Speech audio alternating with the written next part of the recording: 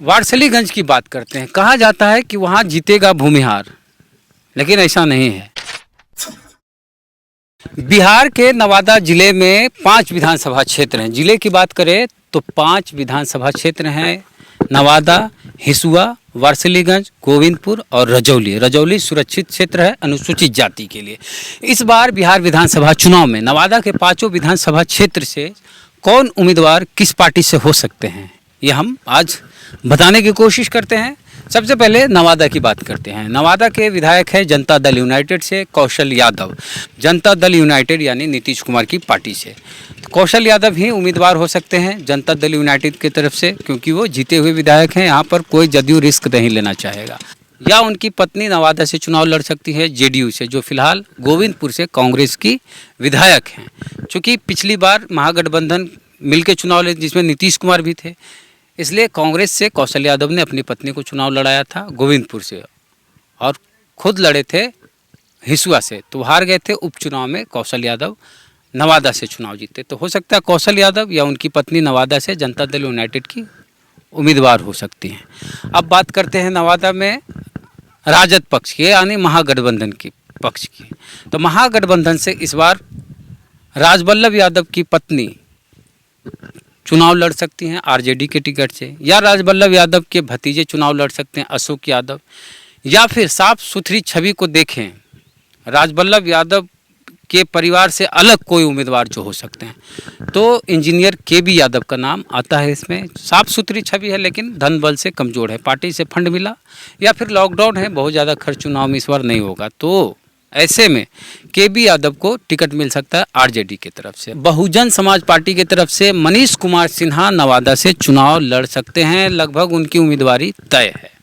हिसुआ से विधानसभा चुनाव में इस बार अनिल सिंह ही बीजेपी से उम्मीदवार होंगे। अनिल सिंह लगातार तीसरी बार बीजेपी से वहां विधायक बने हैं।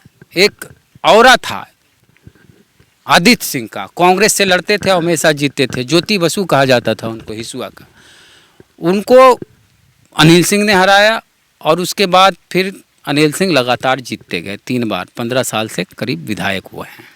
अब महागठबंधन की बात करते हैं हिसुआ। तो महागठबंधन की ओर से ये सीट कांग्रेस की ओर जाते रहा, तो कांग्रेस को अगर ये सीट मिला तो उम्मीदवार नीतू सिंह होंगी, आदित्य सिंह की बहू है, और कांग्रेस यहाँ से लगातार पिछले 3 चुनाव से हारती आ रही है। अगर कांग्रेस के खाते में ये सीट नहीं गई, ये हिसुआ विधानसभा क्षेत्र नहीं गया, और राजद से कोई उम्मीदवार रहा, तो राजद से उम्मीदवार हो सकते हैं उदय यादव। उदय यादव मुखिया संघ के नवादा जिला के अध्यक्ष हैं, और करीब 10 साल से नेमदारगंज के वो मुखिया हैं, 2 बार, 2 टर्म, दूसरा टर्म है ये उनका।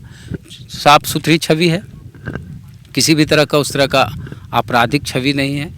हिसुआ में होता क्या है कि कांग्रेस से भी भूमिहार उम्मीदवार, बीजेपी से भी भूमिहार उम्मीदवार, तो बहुजनों के पास कोई विकल्प नहीं होता है। जो भूमिहार होते हैं वो एक तरफा अनिल सिंह को वोट करते हैं, लेकिन इस बार चेंज हुआ है। परिसीमन चेंज होने के बाद अकबरपुर जो ब्लॉक है वो हिसुआ में जुड़ गया है। हिसुआ में अकबरपुर के जुड़ने के बाद जो बहुजन वोट है वहाँ बढ़ गया। पहले तो भूमिहार वोट बाहुल्य क्षेत्र बोला जाता था। हिसुआ में कांग्रेस की लगातार हार होती रही है। ऐसे में अगर ये सीट आरजेडी के खाते में जाता है तो फिर वहाँ से जो विधायक के उम्मीदवार आरजेडी से हो सकते हैं वो हो सकते हैं उदय यादव। वारसलीगंज की बात करते हैं। कहा जाता है कि वहाँ जीतेगा भूमिहार, लेकिन ऐसा नहीं है। एक माहौल इस तरह का बनाया गया है कि भूमिहार बाहुल्य क्षेत्र है, वहाँ कोई भूमिहार ही चुनाव जीत सकता है, लेकिन ऐसा नहीं है। वहाँ से कुर्मी जाति के प्रदीप महतो 2 बार विधायक बने हैं और जनता दल यूनाइटेड से बने हैं। वारसलीगंज में पिछली बार जब चुनाव हुआ था, या पूरे बिहार में कहीं चुनाव हुआ था, तो नीतीश कुमार और लालू यादव एक साथ थे, बीजेपी अलग। तो बीजेपी की ओर से अरुणा देवी वहाँ से उम्मीदवार थी और चुनाव जीती थी। अरुणा देवी जिनको चुनाव हराई थी वो थे प्रदीप कुमार महतो, जाति कुर्मी। नीतीश कुमार की पार्टी से प्रदीप महतो, जो कि वहाँ से 2 बार विधायक बने, वे उम्मीदवार थे। अब तो सब कुछ चेंज हो गया, नीतीश कुमार और बीजेपी एक हैं और लालू यादव की पार्टी अलग है। तो इस बार हो सकता है कि नीतीश कुमार की पार्टी का वहाँ जो सीट था वो नीतीश कुमार की पार्टी से ख़त्म हो जाएगा वारसलीगंज, और बीजेपी की वो सीट हो गई एनडीए में। तो इस बार अरुणा देवी ही एनडीए से बीजेपी से वहाँ की उम्मीदवार होगी। जब नीतीश कुमार और लालू यादव अलग अलग चुनाव लड़ते थे पिछले बिहार विधानसभा चुनाव से पहले, तब कांग्रेस की तरफ से अरुणा देवी चुनाव लड़ती थी और जो अभी बीजेपी से वो विधायक हैं। तो कांग्रेस के हिस्से में गया तो कांग्रेस से मंटन सिंह जो जिला पार्षद हैं वो उम्मीदवार हो सकते हैं, भूमिहार जाति के, या फिर प्रदीप महतो कांग्रेस में जा सकते हैं, या राजद से टिकट लेके चुनाव लड़ सकते हैं, वहाँ से विधायक भी 2 बार रहे, कुछ भी हो सकता है। और उमेश यादव, अगर आरजेडी के हिस्से में गई सीट तो उमेश यादव वहाँ से चुनाव लड़ सकते हैं। बात करते हैं गोविंदपुर की। गोविंदपुर से जो अभी विधायक हैं पूर्णिमा यादव, कौशल यादव की पत्नी है। ऐसे तो पूर्णिमा यादव जो है वो जदयू की नेता है, लेकिन जब जदयू कांग्रेस राजद साथ में चुनाव तीनों पार्टियां लड़ी थी तब कांग्रेस से उम्मीदवार बनाई गई थी पूर्णिमा यादव। अब इस बार जदयू से ही वो चुनाव लड़ेगी। अगर जदयू से चुनाव लड़ी तो गोविंदपुर से पूर्णिमा यादव ही चुनाव लड़ेगी। अब बात करते हैं महागठबंधन की। गोविंदपुर से रालोसपा के उम्मीदवार हो सकते हैं कामरान, मोहम्मद कामरान, समाज सेवी हैं और क्षेत्र में बहुत काम भी करते हैं। चुनाव पहले भी लड़े लेकिन हार गए हैं।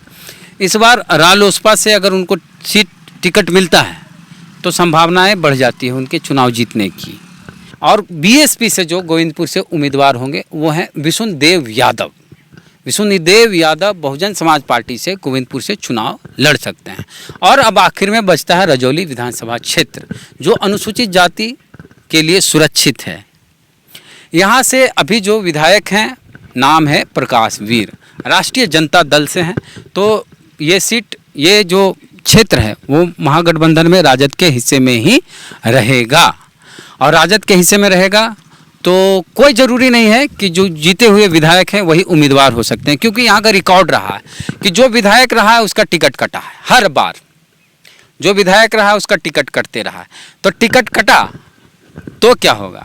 ऐसे तो माना जा रहा है कि टिकट नहीं कटना चाहिए क्योंकि जीते हुए विधायक हैं, लेकिन रिकॉर्ड ये भी कहता है कि जो भी विधायक रहा है उसका टिकट कटा है। तो प्रकाश वीर आरजेडी से उम्मीदवार हो सकते हैं अगर टिकट नहीं कटा तो। अगर टिकट कट गया तो आरजेडी की ओर से 2 उम्मीदवार और जो हैं वो एक हो सकता है कि बसंती देवी जो राजद की नेता हैं और 2 बार जिला पार्षद रही हैं, 1 बार जनरल सीट से भी चुनाव जीती हैं। दूसरी जो उम्मीदवार हो सकती है, संभावित की बात कर रहे हैं हम, वो हो सकती हैं प्रेमा चौधरी। प्रेमा चौधरी भी दूसरी बार जिला पार्षद हैं, काफ़ी कम उम्र है और राजनीति में ठीक ठाक हैं, अभी नई है, युवा हैं और उनका राजनीतिक परिवार रहा है। उनके ससुर बीएसपी के नेता थे और बहू जो है वो राष्ट्रीय जनता दल में। तो रजौली से राजद से उम्मीदवार प्रकाश वीर जो विधायक वो हो सकते हैं, बसंती देवी भी हो सकती हैं या फिर प्रेमा चौधरी हो सकती हैं। अब एनडीए की बात करते हैं। तो एनडीए में पिछली बार जो चुनाव लड़े थे बीजेपी की ओर से अर्जुन राम, तो अर्जुन राम को टिकट मिल सकता है, या फिर कन्हैया रजवार जो वहाँ से विधायक रहे हैं उनको भी टिकट मिल सकता है।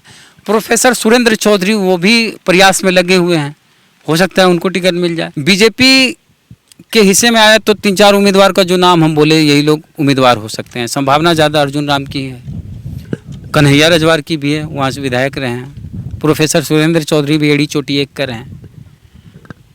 अगर ये सीट, ये विधानसभा क्षेत्र जदयू के खाते में चल गया तो, अगर जदयू के खाते में गया तो वहाँ से जदयू से पिंकी भारती उम्मीदवार हो सकती हैं। और यहाँ से आज़ाद समाज पार्टी भी चुनाव लड़ेगी जो चंद्रशेखर आज़ाद रावण की पार्टी है, भीम आर्मी की पार्टी है और सोशल मीडिया में बहुत तेज़ी से वायरल हो रहा है। और आज़ाद समाज पार्टी के नेता चंद्रशेखर आज़ाद रावण ने भी कहा है कि हम पूरी मजबूती से पूरे बिहार में हर जगह चुनाव लड़ेंगे। तो चूँकि यहाँ दलितों की बड़ी आबादी है, अनुसूचित जाति के लिए रिजर्व सीट है, तो नवादा के रजौली विधानसभा क्षेत्र जो सुरक्षित है वहाँ से आज़ाद समाज पार्टी के जो उम्मीदवार होंगे वो चंदन चौधरी होंगे जो भीम आर्मी नवादा के जिला अध्यक्ष हैं।